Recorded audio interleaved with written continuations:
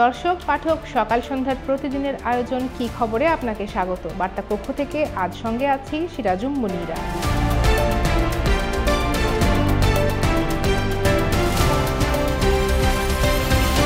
British coach Peter বাটলারের অধীনেই সবশেষ সাফ শিরোপা জয় করেছিল বাংলাদেশ নারী ফুটবল দল, কিন্তু নানা অভিযোগে এখন আর সেই কোচ পিটার বাটলারের সঙ্গে কাজ করতে চান না ফুটবলাররা। গত মঙ্গলবার থেকেই বাটলারের সঙ্গে অনুশীলন করছেন না তারা। ফুটবলারদের আপত্তি আমলে না নিয়ে কেন বাটলারকে আরও 2 বছরের জন্য কোচ নিয়োগ দিল বাফুফে, সেই প্রশ্ন তাদের। এই অবস্থায় অনুশীলন বয়কট করেছেন জাতীয় নারী ফুটবল দলের সদস্যরা। আবার গত অক্টোবরের পর থেকে আর বেতন পাননি নারী ফুটবলাররা। নতুন করে তাদের সঙ্গে চুক্তি করার কথা বাফুফের, কিন্তু সেই চুক্তি হওয়ার আগে মাঠে নামতে চান না ফুটবলাররা। গত কয়েক বছর ধরে দেশের ক্রীড়াঙ্গনে আশা জাগাচ্ছেন নারী ফুটবলাররা। সেই জাতীয় ফুটবল দলের সদস্যদের কেন বিদ্রোহে নামতে হলো, সব মিলিয়ে বাংলাদেশের নারী ফুটবলের বর্তমান অবস্থা নিয়ে কথা বলবো আজকের কি খবরে। এই জন্য যুক্ত করতে চাই সহকর্মী সনদ বাবলাকে। সনদ বাবলা, আপনাকে কি খবরে স্বাগত। ধন্যবাদ আপনাকে।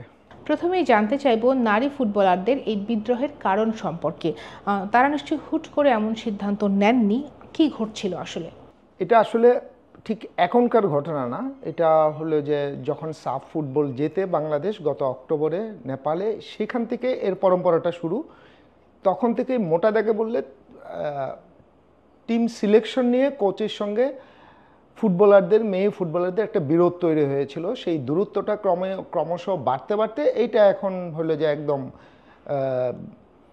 অনেক দূরে, তারা দুই পক্ষই অনেক দূরে। তো এই কারণেই এখন এটা সাফ ফুটবল জেতার পরও যখন বাংলাদেশ দল দেশে ফিরে আসে, এইটা তখনই হলো যে দুই পক্ষকে কাছে নিয়ে আসার, কোচ এবং খেলোয়াড়দের কাছে নিয়ে এসে এই দূরত্বটা কমাতে পারতো বাংলাদেশ ফুটবল ফেডারেশন।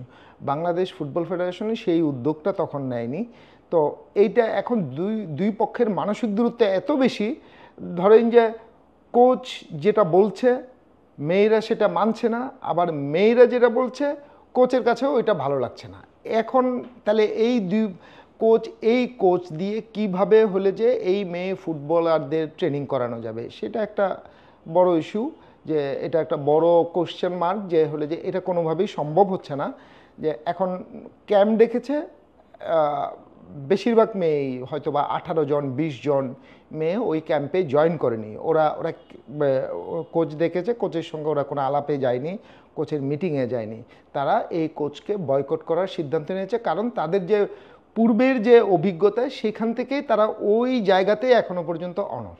পিটার বাটলারের সঙ্গে নারী ফুটবলারদের সমস্যাটা কোথায়? তাদের আপত্তির পরেও কেন পিটার বাটলার আবার নতুন করে নিয়োগ পেলেন বা নিয়োগ দিল বাফুফে?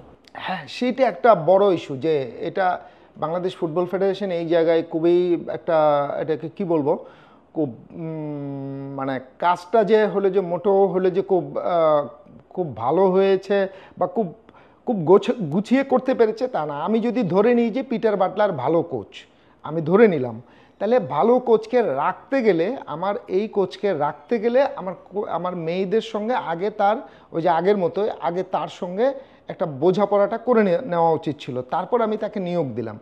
আর যদি এটা আরেকটা হতে পারে, যদি না আমরা মেয়েদের জায়গায় থাকুক, আমরা এই কোচকে আমরা নিয়োগ দেবই। বাংলাদেশ ফুটবল ফেডারেশন যেহেতু অথরিটি ফুটবলের, তারা এইরকম সিদ্ধান্ত নিতেই পারে। এখন মানে তাদের অবস্থান দেখে মনে হচ্ছে তারা পরের অবস্থাটাই নিয়েছে, আমরা আমাদের মতো করেই চালাবো। যে মানে মেয়েদের যারা খেলেছে, যারা হলে যে ট্রফি জিতেছে, ইন্টারন্যাশনাল ট্রফি জিতেছে, পরপর 2 বার সাফ জিতেছে, তো তাদের এখানে তাদের মূল্য খুব একটা আছে বলে আমার কাছে মনে হয়নি এতদিনকার কর্মকাণ্ডে। যদি থাকতো তাহলে এই কোচকে নিয়োগ দিত না, অ্যাটলিস্ট নিয়োগ দিল তাদের সঙ্গে আগে আলোচনায় বসতো, যে হলে যে ওনার সঙ্গে আমরা মিটমাট করে ফেলবো, উনি যেহেতু ভালো কোচ আমাদের কাছে মনে হয়, তাহলে নিয়ে আসুক। কিন্তু আদৌ এখানে একটা প্রশ্ন হলো যে আদৌ উনি ভালো কোচ কিনা, সেটা আমার কাছে খুবই ডাউট লাগে। যে যখন হলে যে সাফে উনি যে একাদশ নির্বাচন করেছিলেন, সেই একাদশ নিয়ে বাংলাদেশ প্রথম ম্যাচ খেলে পাকিস্তানের সঙ্গে কোনো রকমে হার এড়িয়েছে, ড্র করেছিল ম্যাচটা। পরের ম্যাচে মেয়েরা যখন রিভোল্ট করে, তখন তখন মেয়েদের দাবি অনুযায়ী সিনিয়রদের টিমে নিয়ে একরকম মেয়েদের চাপে পড়েই উনি সিনিয়র ফুটবলারদের নিয়ে একটা 11 সাজিয়েছিলেন এবং সেই 11 মাঠে নেমে ইন্ডিয়ার মতো শক্তিশালী দলকে রীতিমতো উড়িয়ে দেয়।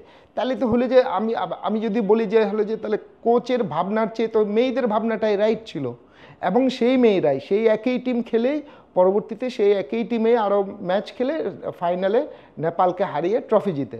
তাহলে ওইখানে তো আমি মনে করি যে এটা কোচের চেয়ে প্লেয়ারদের কৃতিত্বটা অনেক বেশি ছিল।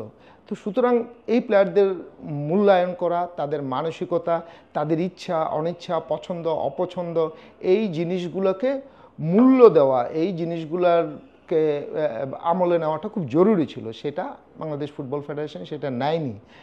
না নিয়ে তারা নিজেদের মতো করেই আবার হলে যে বাটলারকে তারা নিয়োগ দেয় এবং এইটাই হলো যে বাংলাদেশ মহিলা ফুটবলের একটা মানে পিছিয়ে যাওয়ার বা এইখান থেকে পিছিয়ে যাওয়ার একটা বড় শঙ্কার জায়গা। সমস্যাটা আসলে শুধু কি একাদশ নির্বাচন নিয়েই তার সঙ্গে সমস্যা না, এখন শোনা যাচ্ছে তার সঙ্গে অন্যান্য সমস্যা। উনি মেয়েদের বিরুদ্ধে নানান রকমের শৃঙ্খলাভঙ্গের অভিযোগ তুলতেন। সেইটা আবার হলো যে অন্যান্য যারা কোচিং স্টাফ আছে তারা সেটা হয়তো প্রকাশ্যে বলতে পারে না চাকরির ভয়ে, তারা বলে যে না সেরকম কিছু না। মানে বাটলার চেষ্টা করেন যে এই মেয়েরা ডিসিপ্লিন না। আবার ওনার বিরুদ্ধে আরেকটা অভিযোগ, উনি একটা দলের মধ্যে ডিভিশন তৈরি করেছেন যে হলে যে জুনিয়রদেরকে উনি পক্ষে রাখার জন্য নানান রকম কায়দাকানুন করেন এবং উনি চান যে হলে যে যারা সিনিয়র আছে তাদেরকে বিদায় দিতে। তো এই রকম অবস্থা এবং তার সঙ্গে আসলে হলো যে এইসব ইস্যুতে আবার শোনা যায় যে উনি বডি শেমিং এগুলো নিয়েও কথা বলেন, নানান রকমের অভিযোগ আছে মেয়েদের। তো এই অভিযোগগুলো আসলে হলে যে কতটা সত্য, এগুলো হলে যে মেয়েদের সঙ্গে বসে বিএফএফই সলভ করতে পারতো। সনদ বাবলা, আমরা দেখলাম নারী ফুটবলাররা অক্টোবরের পর থেকে আর বেতন পাননি, এর কারণ কি? বাফুফে কি বলছে? না, নারী ফুটবলারদের বেতন না পাওয়ার জন্য বিদ্রোহ এটা বহুবার বাংলাদেশের এই নারী ফুটবলে হয়েছে। যতই ভালো খেলুক, যতই ট্রফি জেতাক, কিন্তু এটা যেন ওদের নিয়তি। এটা অক্টোবরের থেকে যে এটা হয়, ওরা যে বেতন পাচ্ছে না, অক্টোবরটা পেল, নভেম্বর ডিসেম্বর এই জানুয়ারি বেতন পাচ্ছে না, কারণ অক্টোবরে তাদের সঙ্গে বাংলাদেশ ফুটবল ফেডারেশনের চুক্তিটা শেষ হয়ে গিয়েছিল। এখন আপনি বলতে পারেন যে চুক্তি শেষ হয়ে গেলেও যারা এরকম এইভাবে যারা শিরোপা জিতে এনেছে তো এই মেয়েদের কি বেতন দেওয়া যেত না? যারা জিতে এসেছে তাদেরকে আবার নতুন করে চুক্তি করে তাদের তো বেতনটা কন্টিনিউ করতে পারতো। ওকে, সেটা করেনি। তারপর ওদের হলো যে 7টা ম্যাচের ইন্টারন্যাশনাল ম্যাচের ম্যাচ ফি বাকি, ওরা প্রত্যেকে এই ম্যাচ ফিটা প্রাপ্য। মানে প্লেয়াররা সবসময় ম্যাচ ফি পেয়ে থাকে ইন্টারন্যাশনাল ম্যাচ খেললে, সেই ম্যাচ ফিটাও তাদেরকে দেওয়া হয়নি এখনো পর্যন্ত। এরপর আছে এই ট্রফি জেতার পর বাংলাদেশ ফুটবল ফেডারেশন ঘোষণা করেছিল তাদেরকে 1.5 কোটি টাকা বোনাস দিবে।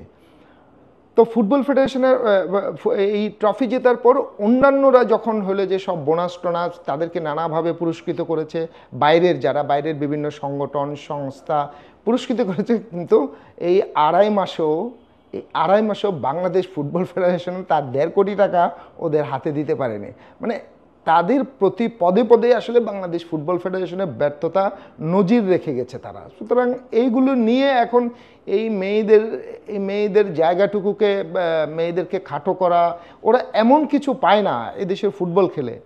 এখন তারা যে বলছে যে অবসর নিয়ে নেবে, এটা তো হলে যে সাংঘাতিক ব্যাপার বাংলাদেশ ফুটবল ফেডারেশনের জন্য, যে দেশের জন্য এটা খুবই খুবই খুবই শঙ্কার বিষয়। কারণ তারা সবে চ্যাম্পিয়ন হয়ে এসেছে, এখন 11-এর প্লেয়ার, ম্যাক্সিমাম 11-এর প্লেয়ার 18 জন, আমি যতটুকু জানি 18 জন প্লেয়ার অবসরের জন্য হুমকি দিয়েছে। তাদেরকে যদি বাধ্য করা হয় তাহলে তারা অবসরে চলে যাবে। এটা হলে যে খুব সামনের দিনগুলোতে আরও খুব ভয়াবহ আসছে। আপনাকে অনেক ধন্যবাদ। ধন্যবাদ আপনাকেও। দর্শক পাঠক এতক্ষণ সঙ্গে থাকবার জন্য আপনাদেরকেও অনেক ধন্যবাদ। দেশ বিদেশের নানা খবরের বিশ্লেষণ জানতে পড়তে হবে সকালসন্ধ্যা.com। আর সামাজিক যোগাযোগ মাধ্যম ইউটিউব এবং ফেসবুকে আমরা প্রকাশ করছি বিভিন্ন ধরনের ডিজিটাল কন্টেন্ট। দেখুন সেগুলো, লিখুন আপনার কমেন্ট, থাকুন সকাল সন্ধ্যার সঙ্গে।